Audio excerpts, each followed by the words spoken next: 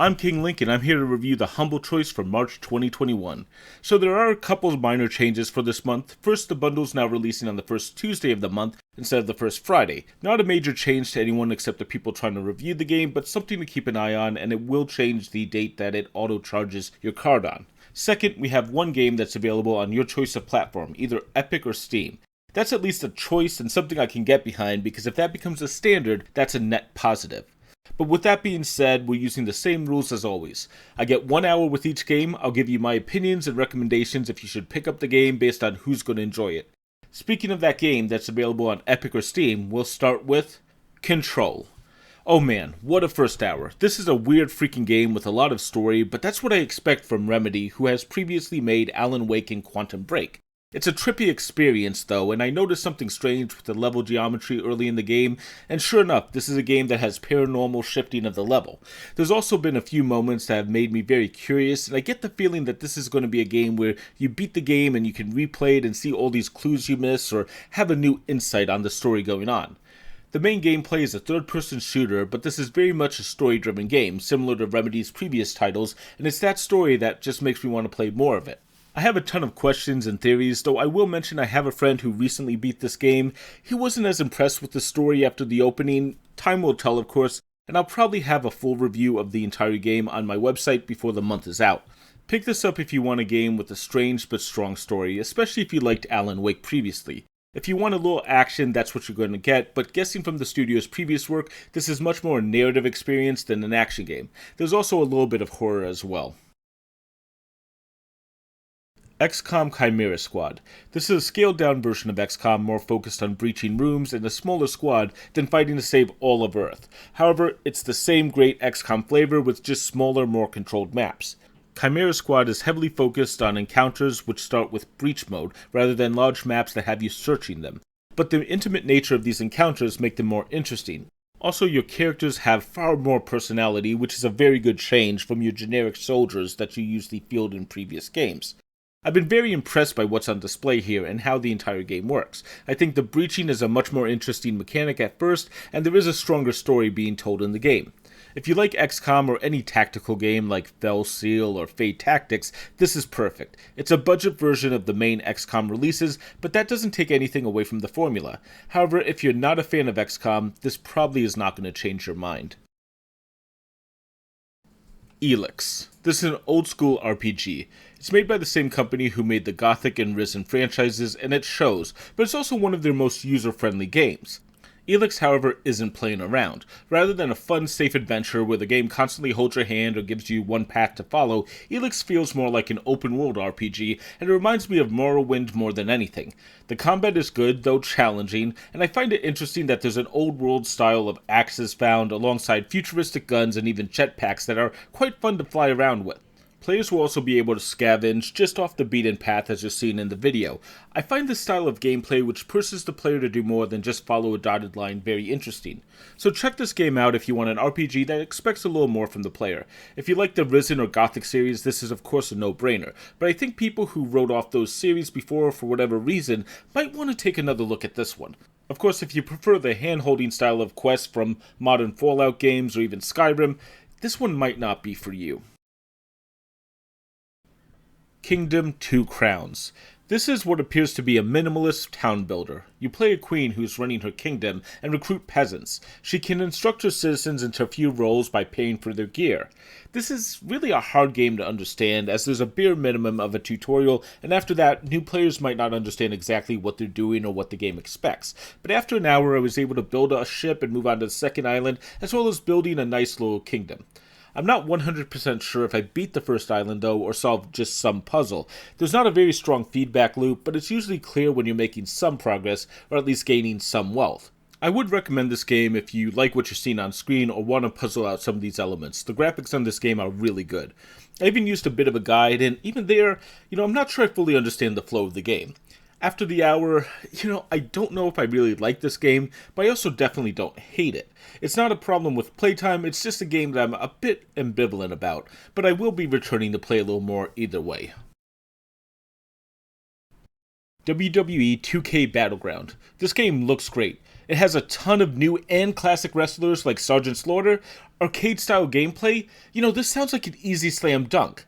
But the more I played of WWE 2K, the more I realized how much I disliked this game. Most of the famous wrestlers are locked behind paywalls, and while you absolutely can grind coins, you'll probably get bored of this game relatively quickly before you unlock more than a couple characters. The fighting itself is acceptable, but a bit shallow. There's not many unique moves between different characters, and there are pieces of this game that show a lot of potential, but stuff like the career mode just feels awful, the story's not that great, and the fights that they show are between an unknown guy and famous wrestlers, but not a create-your-own character. My least favorite mechanic, microtransactions, also make an appearance. If you want to unlock characters faster, you can of course pay for them. And generally, this game feels like it was slapped together to get some fast money, hoping that people would buy those microtransactions, rather than a loving homage to some of the greatest entertainers of all time. Pick this up if you want to have every WWE game, but I dare say that you probably won't play this for more than a couple hours. It's just really shallow feeling, and disappointing. This is what I've come to expect from 2K and the WWE license, and it feels pretty gross. I was excited when I first saw this game, but I'm leaving it heavily disappointed. Hotshot Racing. This probably reminds some people of Outrun, with the clock counting down and the player trying to outrace it as he drives to a checkpoint. The only problem is this isn't a beat the clock game, but a circuit racer that has a checkpoint timer system. I'm not sure the exact goal of Hotshot Racing though, but it is a decent arcade-style circuit racer. It's just not made to be ultra-realistic, so trading paint with opponents is allowed, and players are incentivized for big drifts with huge boost rewards. Sort of like Ridge Racer. The levels look good the first time you race on them, but really, I have no reason to return to each one as you always stay on the track and can't really go to the interesting parts of the level. For a game coming out in 2020, the graphics feel a little bit dated. It's a style choice, but not one that I think works. A good attempt, but I think the formula would have worked far better in a true-to-form Outrun-style game with that drift system. Pick this up if you want to play an arcade circuit racer. There's no weapons and it's not a kart racer, but it has physics similar to those. It's fine for what it is, but it's not something I'd actually recommend. Peaky Blinders Mastermind. This is a strange puzzle game where the player uses different characters to accomplish a variety of goals simultaneously over short spans of time.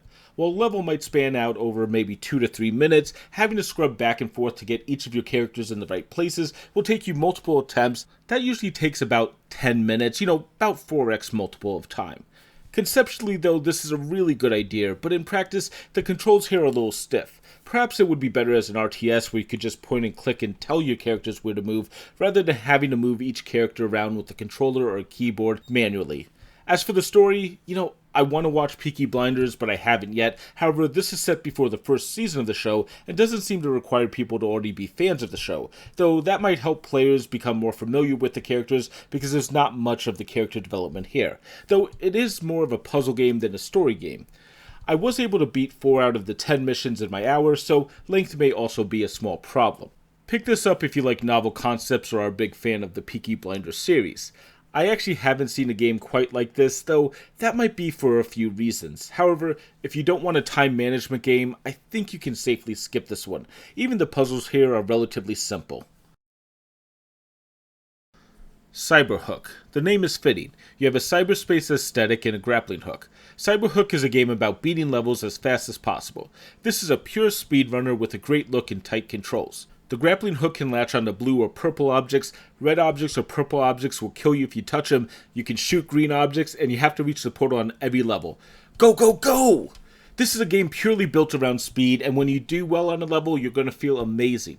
There are different levels and a lot of variety, though levels will take you less than a minute to beat successfully. There's also workshop support, though there's only 26 items in the Steam workshop, and I had issues when I tried to use that workshop. I hope that's just a glitch, because this game feels great, though I think there's only about 80 levels or so in the game. It will definitely need a little more.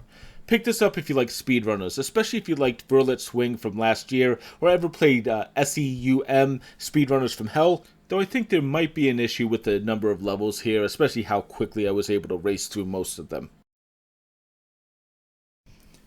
Pesterquest. I'll be honest, I gave this game only about 10 minutes because I think within those 10 minutes you'll know if you like this game. Actually, I think you'll probably know if you just watch the screen right now. This is a visual novel based on the Homestuck webcomic, which is a very large and popular webcomic, and Pesterquest is apparently a continuation of the epilogue of the comic, but it also claims that it might spoil the ending of the webcomic. The writing and style of this game are definitely for fans of the original comic, and in that case, it's perfectly fine. I'm sure people will enjoy it. Yet, the thing is, I think this is a strange addition to Humble Bundle because people who like the comic probably already own Pesterquest. People who don't own the game probably don't want it that much. And since this is a visual novel, there's no gameplay, just a story where you're given a choice every so often. One of those choices seems to fail the story, the other will continue the story. Pick this up if you already know what Homestuck is and you really want more of it. Everyone else, well, since it has spoilers, even if you enjoy it, I think you should start with the webcomic and go through the 8,000 pages there, as well as the first epilogue, which I believe was Hive Swap Friend Sim, and this is a sequel to that game. Of course, if you are that passionate about Homestuck, I also would probably recommend buying Pesterquest on Steam to directly support the creator so that he'll make more of this stuff for you. Wildfire. So the demo has now become the full game. And I actually like this game even more than the demo that was in Humble Choice previously. This is a rather interesting platformer where the main character is a witch and fighting against some crusaders who are chasing after her. Every level seems to have a small amount of story and it's well told. The gameplay mostly seems to revolve around elements, and so far I've actually only worked with fire, but lighting the foliage on fire is rather entertaining, as is watching knights run away from it. The last level even had me playing as a bobcat and just slaughtering knights left and right, so I'm actually hoping that I'll get that ability eventually as well. There's a lot of replayability as there's multiple goals for each level, including a level-specific optional one, and each completed goal will give the player a special skill point that they'll want to collect. Pick this up if you like the demo that was in the Humble Choice of August 2020, or pick this up if you like what you see on screen. It's an interesting platformer with what feels like a lot to offer. Also, that demo is now available on Steam if you missed it in the choice.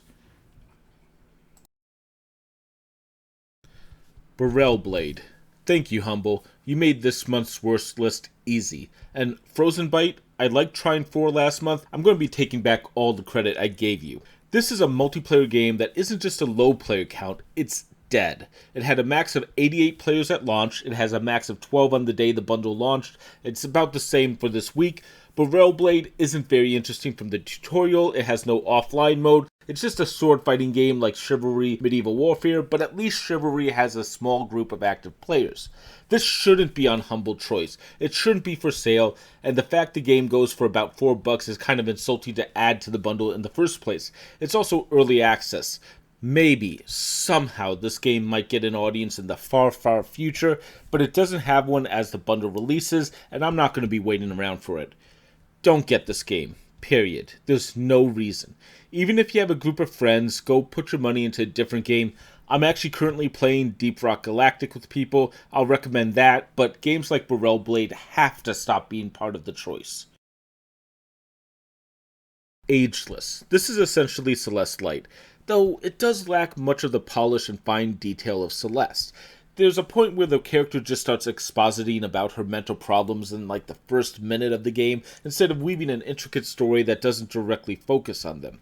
The core gameplay, though, is that the main character gets the ability to age living things up and down, and then she can become ageless, thus the name of the game, and springboard or air dash off of any living object. It's an interesting concept, though the game does feel like a single-note game, as it doesn't seem like there's any other mechanic beyond that that's going to be introduced, just different enemies for future chapters. There is a lot of difficulty spikes here as well, and oddly enough, it's not in the form of bonus rooms, but actually on the main path. However, there are parts where Ageless just feels awesome. But there's also parts where Ageless needs to get its controls or puzzles just a little more developed at times. Pick this up, though, if you love Celeste or just want a very good platformer, though I would recommend getting Celeste over this. If you're not a fan of platformers, though, you're probably not going to enjoy this one, even though it does have a unique concept at its core. So those are the choices for this month's Humble Choice, but of course, there's one more title, the bonus game, Rune Raiders. This is a full game, I believe, but it's also advertising that an enhanced version of it will be released on Steam later this year. Take that as you will. It's a good concept at the core here. Take a tactics game and marry it to a roguelike. When you lose all your characters, you start a new dungeon and try to get to the end of those ruins. There are two problems with Rune Raiders. First, the hit rate in this game is abysmal. Shooting back and forth for 4 minutes because no one has a hit rate above 40% is just a very dull experience. Even flanking enemies doesn't seem to raise the hit rate that much. Second, we already have XCOM Chimera Squad this month, and that game far outclasses this one. If you love XCOM, you might enjoy Rune Raiders, but you probably can just stick with Chimera Squad. It's just a weird timing for adding this game. A good concept, of course, though I found myself wanting to switch back to XCOM Chimera Squad and playing more of that. So what about this month's humble choice? Well, honestly, it's been a roller coaster. I played these games out of order, and I think what we have is 3 major titles. Control, though, does come with a small caveat that it is only the standard edition when, honestly, maybe it should have been the ultimate. Last month I tried to buy it and there was only the ultimate version available on Steam. Now all of a sudden there's a standard version. Weird.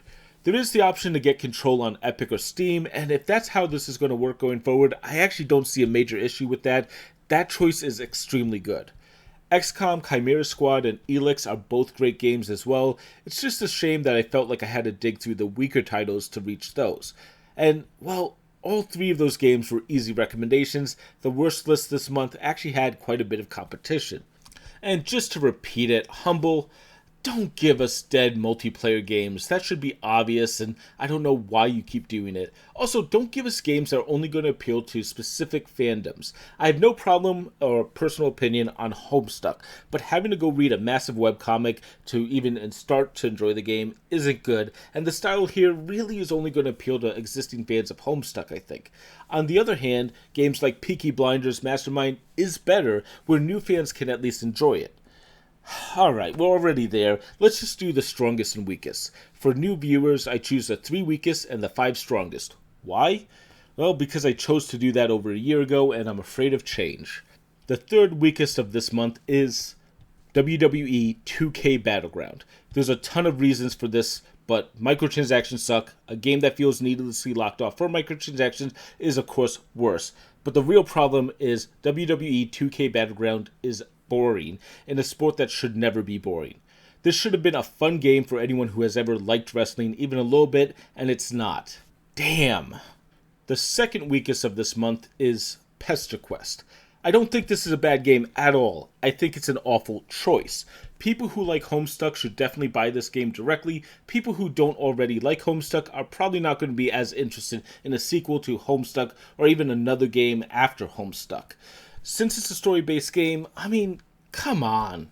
And the weakest of this month is, yeah, you figured it out, Boreal Blade. Seriously, what was the thought process here? It's a dead game that's online only and not that unique. The only thing I could think is this was a further payment for Trine 4 from last month, and in that case, humble, just eat the cost. Or, instead, give players less than 12 choices, but then make each of them better. Either way, but don't give us dead multiplayer games. Alright, with that said, let's switch over to something more positive. The 5th strongest game this month is Cyberhook. I usually like to have at least one game I just enjoyed viscerally rather than considering how long it takes to play, and this month it's going to be Cyberhook because it brought me a ton of fun just for playing it in the hour. I like the controls and experience and will return to play more. The 4th strongest this month is Wildfire. This game actually impressed me quite a bit, and I love the style of the graphics. The ability to replay levels in different ways will keep this fresh, and I want to see more of the abilities that you get in the game. The first few actually are pretty excellent. The 3rd strongest this month is Elex. This is a big RPG, and while it might not appeal to everyone, I think there is a good system at the core here that will be enjoyable to most players. The 3 different factions in the game also will lead to more replayability, and the combat is solid for what it is. The 2nd strongest this month is XCOM Chimera Squad. It's XCOM, which is a great system that still works even in a smaller scale game. I like the breaching idea, and there's a good challenge. I think it's a good spin-off. And the strongest this month is Control. I wanted to play this game before I got it. I now got the chance, and what I've seen means I will finish this review soon so I can go play more Control. I like Remedy's games, and I think the gameplay on this one is excellent so far. I tend to like to give more than just a headliner the top 3 spots, but this month I think they earned it, and if you like any of those 3 games, I recommend the entire bundle, or at least the headliners for the lower price. With that said though, this video should be coming out on Saturday after the release. This is probably the best I can do without taking time off from work, which I honestly don't feel right doing. I'll probably try to aim for Saturday or Sunday in the future, depending on how much of these games I can grind through. Not having to play all of Pesterquest and Boreal Blade did, of course, help me this month. Though, next month, if there is interest, I could try to stream a few of the games with my review process, so you guys can check it out with me and get more of a hot take for my first impression. It would be somewhere from like 6 p.m. Pacific time to potentially midnight, though I'd probably take short breaks to, of course, write. Who knows, I might even consider showing my face as well. Admittedly, that would be an experimental stream. It might suck, might involve a 15-minute discussion with my dog about how he was taken out only an hour ago, but if there is interest, I'd be willing to try that out. Let me know down in the comments if you'd be interested in watching. Of course, give me a thumbs up if you like this video, subscribe if you want to see more, and of course, ring that bell to get notified, and just generally have a great day.